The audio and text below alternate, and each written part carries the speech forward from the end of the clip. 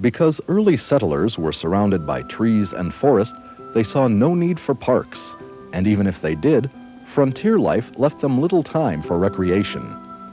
By 1865, attitudes had changed, and City Council was alarmed to find that Cleveland was far behind most cities of its class in the acquisition of parkland.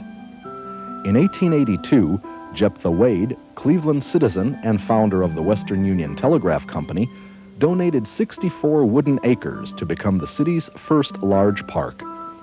Wade Park later became University Circle, site of the Cleveland Art Museum, the Natural History Museum, and Severance Hall. At Cleveland's centennial celebration in 1896, Cleveland millionaire John D. Rockefeller donated 276 acres along the Doane Brook, along with $300,000 to help pay for land the city had already acquired in the area. This land became known as Rockefeller Park.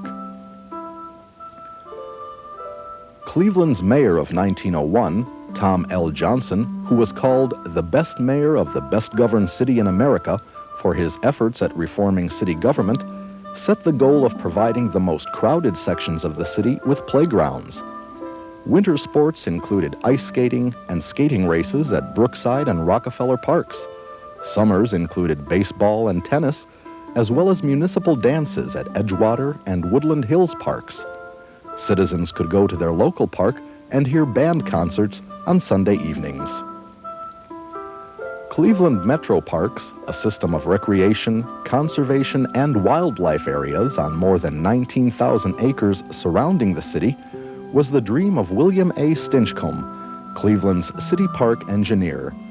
Stinchcomb advocated the creation of parks along the outer edges of the metropolis as early as 1905. His dream became a reality in 1917. The Cleveland Zoo began with a herd of deer in Wade Park in 1882. Because of the complaints of residents in the increasingly urban area, the zoo was relocated to its present position within Brookside Park in 1916. The zoo was renamed Cleveland Metro Parks Zoo in 1975 when it became part of the Cleveland Metro Parks. Since then, it has undergone a development program unmatched in its history and has added the primate, cat, and aquatics building, the birdhouse, and the rainforest.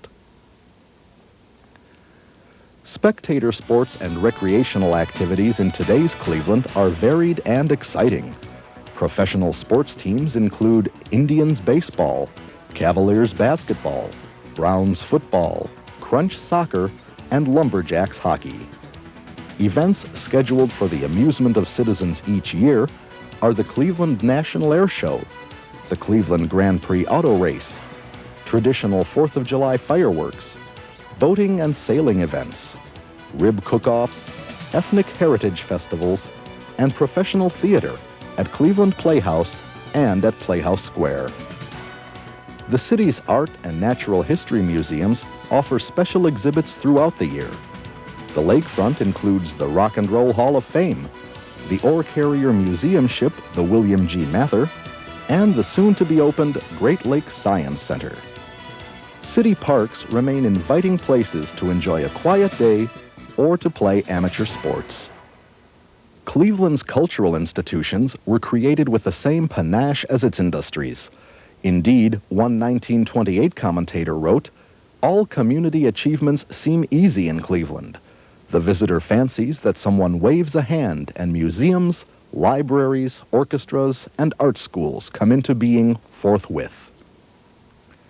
The Cleveland Public Library, founded in 1869, rented its first quarters at Superior and Public Square.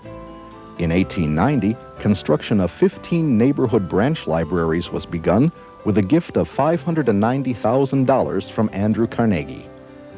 A 1903 collection of books in Braille began service for the blind. The present main library on Superior Avenue opened on May 6, 1925. With 28 branches and 2.5 million titles, Cleveland's library is the largest public research library in Ohio. The internationally renowned Cleveland Museum of Art first opened to the public in June of 1916, on land donated by JEPTHA Wade. The museum has benefited from the generosity of Cleveland's wealthiest citizens who, over the years, donated money for acquisitions or gave their own collections to the museum. Admission to the museum is still free.